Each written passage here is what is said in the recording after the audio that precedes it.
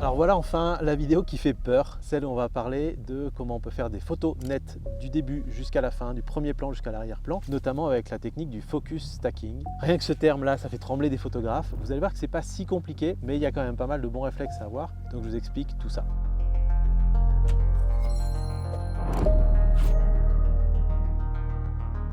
On est ici à Yellowstone, on a un sujet, une petite source d'eau chaude juste devant moi qui est magnifique, et on a ici donc autour de ces sources d'eau chaude un écosystème qui se développe, et on a des mousses et des petites plantes qui ne poussent que autour de ces petites sources hydrothermales, et là elles sont vraiment magnifiques, donc je pense que ça ferait un premier plan vraiment super intéressant, et j'ai envie de faire donc une photo très proche de cette petite mare avec ici les petites plantes et la mousse. Donc pour ça, on va d'abord commencer par travailler sa composition. Je vais passer très vite sur cette partie-là pour aller sur la partie technique de la mise au point.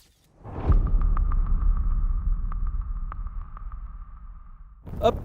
Donc juste, simplement, je suis ici, là, je me suis posé sur mon trépied le plus bas possible. Et c'est vrai que ça peut être une erreur qu'on fait assez souvent, de se dire, bah là, ça suffit en fait. Je suis bien, je vois un petit peu la mousse là dans le coin. Donc je fais une petite photo, il y a une belle ambiance derrière. Je vais vous montrer un petit peu, je vais faire des petites photos là, à allez hop, F22, juste pour vous montrer ce que ça donne et vous montrer la différence entre une photo comme ça, où on se dit, c'est suffisamment bon, ça va faire le job. Et une photo où on se dit, bah non, en fait, il faudrait peut-être bouger. Et là, moi, je me dis que, vu que c'est ça qui m'intéresse, je vais peut-être me rapprocher beaucoup plus, parce que c'est mon premier plan. Et si vous avez vu la vidéo sur l'ultra grand angle, vous avez compris qu'en fait, le premier plan, si je veux lui donner de l'importance, parce que c'est lui qui m'a attiré, le regard, je dois mettre beaucoup plus près. Et là, je vais juste faire une photo. Alors, c'est main levée, ce sera absolument pas bon. Alors, je vais monter mes ISO, peut-être. Voilà, comme ça, ce sera plus simple. Juste pour montrer un peu la différence. Mon cadrage n'est pas du tout encore définitif, mais c'est juste pour montrer la différence entre les deux, et comme quoi le placement est hyper important. Et donc là, difficulté technique, je dois me rapprocher très près, et là mon trépied, moi, il me permet d'être qu'à 30 cm de hauteur. Donc là, vous avez différentes solutions. Soit vous retournez la colonne de votre trépied, vous mettez votre appareil à l'envers, et là c'est un petit peu technique parce que tous les boutons sont inversés, tout est un peu à l'envers. Soit vous faites probablement comme ce que je vais faire là, on est sur un terrain qui est plutôt plat, je vais essayer de trouver des petites choses pour caler mon appareil, le mettre en dessous et avoir exactement le cadrage que je veux, parce que j'ai pas besoin, voilà, je peux me permettre d'être à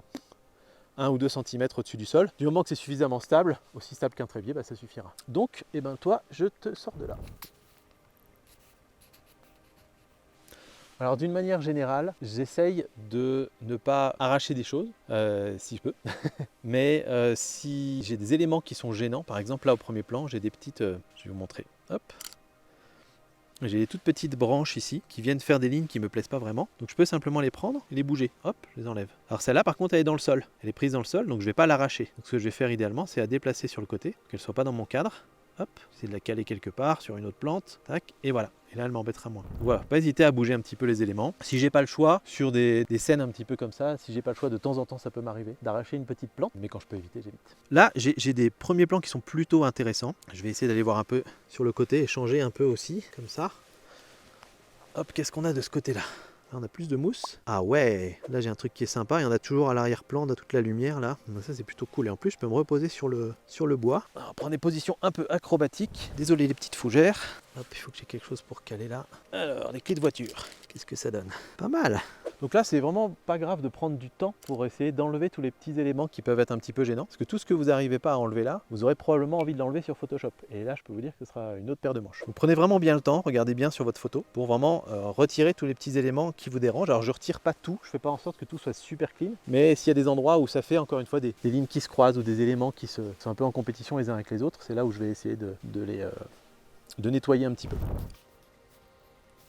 Ok, la composition ici, elle est parfaite. Donc, ce que je vais faire, c'est que je vais prendre quelques photos à f16, qui est vraiment l'ouverture maximale à laquelle je m'autorise à aller en faisant des photos. Et vous allez vite comprendre la problématique qu'on a. Donc là, j'ai fait une photo avec la mise au point proche, pour que le premier plan soit le plus net possible. Et malgré ça, on voit que l'arrière-plan, pour le coup, n'est pas net du tout. Et donc, si je fais une photo avec la mise au point sur l'arrière-plan, là, du coup, c'est le premier plan qui n'est pas du tout net. Et donc là, on a un vrai problème, c'est qu'on n'a pas de solution technique pour pouvoir, en une seule prise de vue, faire la photo parfaitement nette. Et donc c'est dans ces situations-là, on a un premier plan très proche, qu'on va faire appel à la technique du focus stacking.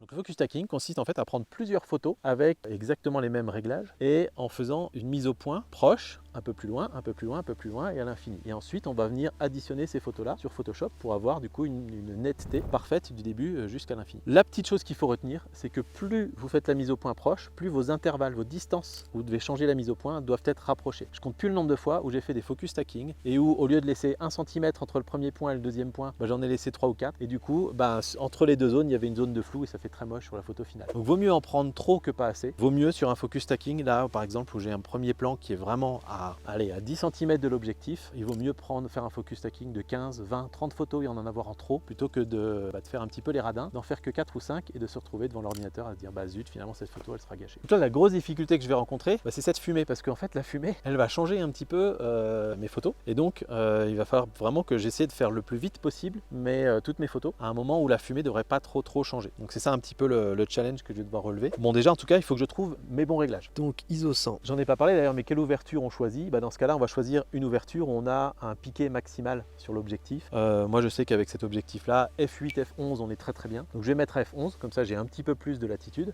Si le vôtre c'est f8, et mettez-vous à f8. Notamment sur APS-C on sera plus souvent sur f8 et sur plein format plus souvent sur f11. Donc je mets f11 et puis je continue. Parce que si par contre vous le faites à f2.8, là vous allez avoir des zones de mise au point tellement faibles que vous allez devoir en faire des centaines. Donc je suis à 1/40e de seconde, f11 ISO 100. Je me mets en manuel et je viens rentrer ces données là. Je vais faire une petite photo pour voir en termes d'exposition si on est bon.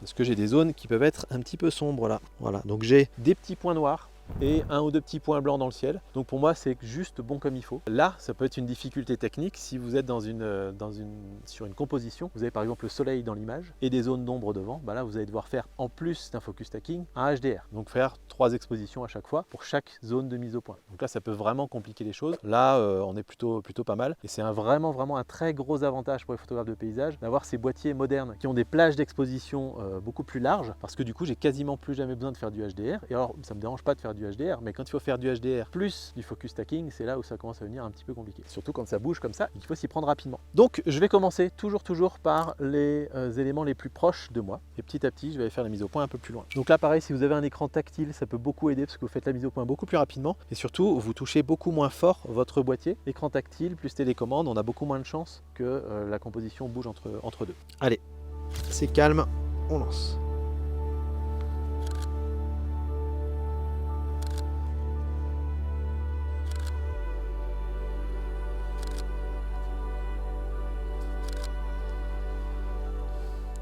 Hop. J'ai fait ma série, je vérifie. Toujours, je vérifie pour voir si je suis bon. Là, j'en ai fait que 5. En réalité, au premier plan, j'avais pas beaucoup d'intervalles où je pouvais bouger. Donc, il faut que j'essaie de voir si je peux pas, peut-être avec le joystick, être un peu plus précis. Donc, je vérifie. Celle-là, elle est nette à l'horizon. Celle d'avant, elle est bien nette là. Celle d'avant, oula. Là, il y a vraiment un gros écart entre celle-là et la suivante. Donc, par exemple, je vais essayer de trouver une zone où celle-là est pas nette et la suivante est pas nette aussi. Donc là, par exemple, j'ai des zones qui sont pas bonnes.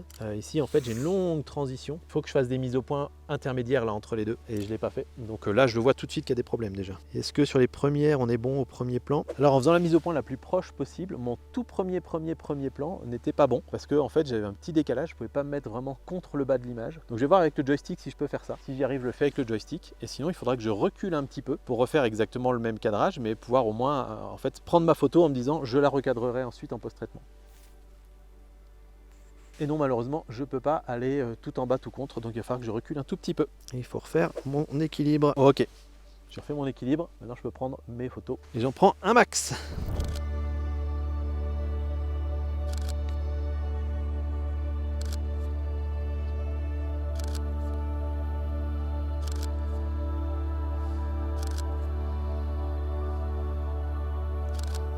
Donc là, j'arrive sur l'erreur de tout à l'heure. En fait, plutôt que de faire le tour de la petite source, j'avais traversé d'un coup avec ma mise au point.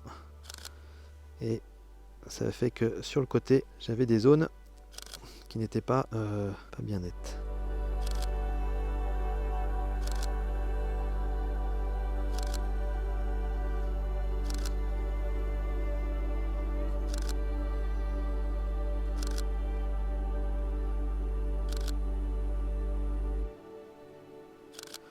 Encore une fois, il vaut mieux en avoir trop que pas assez. Je choisirai après. Alors ça a pas mal changé avec la fumée, donc on verra bien, il y aura peut-être des petites choses à compenser au post-traitement. Je vérifie, mais normalement là, on est bon. Yes! Ça va être splendide. Donc là, ce que je fais, c'est que je zoome sur mon appareil et je passe d'une photo à l'autre, juste pour voir la mise au point qui progresse petit à petit. Waouh! Il y a aussi des photos il y a des photos où il y a une lumière qui est beaucoup plus jolie. Donc je pourrais, en fait, je pense que j'ai même fait un petit peu trop de photos. Je pense qu'il y en a certaines où je pourrais choisir en fonction de la lumière. En tout cas, on verra bien. C'est parfait. Ok. Donc on se retrouve sur l'ordinateur pour faire le post-traitement. Vous allez voir, c'est pas très compliqué en fait. On s'en fait tout un monde, mais il y a des fonctions qui font ça automatiquement très bien et on peut même le faire à la main pour compenser un petit peu. Donc dans Lightroom, j'ai fait le post-traitement d'une de mes images, j'ai synchronisé ça avec toutes les autres images et là je vais les faire ouvrir en tant que calque dans Photoshop, ce qui risque de prendre un bon petit moment quand même parce que ce sont des images de 80 mégaoctets, donc ça prend longtemps. Voilà, tous mes calques ont été importés et c'est vrai que quand on fait du focus stacking, on peut se retrouver avec énormément de photos, donc c'est lourd, le post-traitement est généralement assez long dans Photoshop, c'est pour ça qu'il vaut mieux essayer de ne pas se planter, mais voilà, c'est vrai que c'est quelque chose qui prend du temps. Donc là, je vais aligner les calques ensemble, juste au cas où il y aurait eu un léger décalage, c'est une bonne habitude à prendre. Donc ça y est, tous mes calques sont alignés, vous voyez que le décalage était vraiment microscopique, et maintenant il est temps de faire le fameux focus stacking. Et vous allez me dire, oh là là, combien je vais devoir créer de calques et faire des trucs compliqués, etc. Et ben non, pas du tout en fait. Il faut d'abord que vous alliez sélectionner tous vos calques, comme je suis en train de faire là, et ensuite vous allez dans le petit menu spécial qui va vous proposer de faire donc l'empilement des images. Vous laissez les trucs en automatique et vous laissez la magie opérer. C'est méga simple dans Photoshop. Tadam! Vous pouvez voir en fait là sur le côté, dans la colonne, que en fait Photoshop m'a créé des masques de fusion et Photoshop a été chercher automatiquement à comparer les images les unes avec les autres et a été chercher les zones les plus nettes pour chaque bout de la photo. Et donc à laisser passer la partie la plus nette en fait et à masquer toutes les autres pour obtenir une photo avec la netteté maximale. Alors ça marche pas complètement à tous les coups, là, vous voyez que la zone d'ailleurs devant elle est un peu floue, mais en fait ma photo la plus proche, avec la mise au point la plus proche, avait cette zone de flou, mais on s'en occupe un peu plus tard. Donc c'est pas parfait à chaque fois et moi ce que je vous recommande c'est plutôt d'essayer de le refaire, peut-être en changeant l'ordre des masques, enfin des calques, peut-être en enlevant des calques, etc. Essayez de le refaire 2-3 fois pour essayer d'avoir le résultat maximal, plutôt que d'essayer de le retoucher à la main. C'est possible de le retoucher à la main en prenant un endroit où c'est un peu flou, en l'enlevant, en rajoutant un petit peu d'un autre, mais là ça devient du travail d'orfèvre, c'est très long et très compliqué. Donc vaut mieux essayer de réussir à l'avoir bien en automatique, comme ça a été le cas ici. Et donc là, moi, je vais sauvegarder du coup mon fichier pour pouvoir le retrouver dans Lightroom et finir mes retouches. Donc de retour dans Lightroom, je vais à nouveau faire un petit tour, vérifier que tout est bien. Alors c'est pas parfait, hein, évidemment, on n'a pas la netteté optimale, elle est toujours sur une bande très très fine en fait. Donc c'est la netteté acceptable, on va dire, mais c'est vrai que sur la photo, quand on la regarde comme ça, je trouve qu'elle est suffisamment nette. Et donc là, c'est le moment de commencer à vraiment travailler dessus, refaire éventuellement le cadrage, et puis travailler la colorimétrie, tout ça. Je ne vais pas vous faire tout le détail ici, je vous le montre là en accéléré. Et puis comme ça, vous verrez la version finale derrière. Et je pense que je vais vous remettre aussi la version que j'avais précédemment retouchée, que je trouvais un petit peu plus sympa. Enfin voilà, plus à mon goût. Donc, et puis en plus, elle est en 16/9. Ça vous permettra de la voir en plein écran.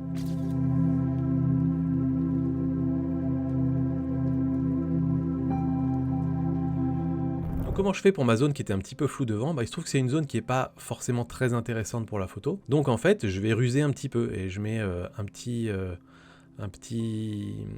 filtre un petit filtre linéaire. Je diminue l'exposition sur cette zone-là, j'en recrée un deuxième même. En fait, je fais une espèce de petit vignotage, mais uniquement dans ce coin-là. Je fais en sorte qu'en fait, que ça attire moins le regard et du coup, on sera moins gêné par le fait que ce soit un petit peu flou à cet endroit-là éventuellement. C'est quelque chose que vous pouvez faire éventuellement même à d'autres endroits, hein, avec du dodge and burn, vous pouvez un petit peu rattraper les quelques petites erreurs qu'il peut y avoir ici ou là. L'idée étant que ça soit pas visible, même quand on prend un petit peu de temps pour regarder la photo, que les zones que vous avez un petit peu ratées soient moins visibles. Donc voilà, on peut un petit peu tricher comme ça, si jamais on a eu une petite erreur, mais évidemment c'est toujours mieux de réussir le mieux à la prise de vue et au post-traitement, pour s'assurer qu'on a la photo la plus fidèle possible à ce qu'on voulait faire. Et donc voilà, la photo finale, en tout cas celle que je préfère des deux retouches que j'ai faites.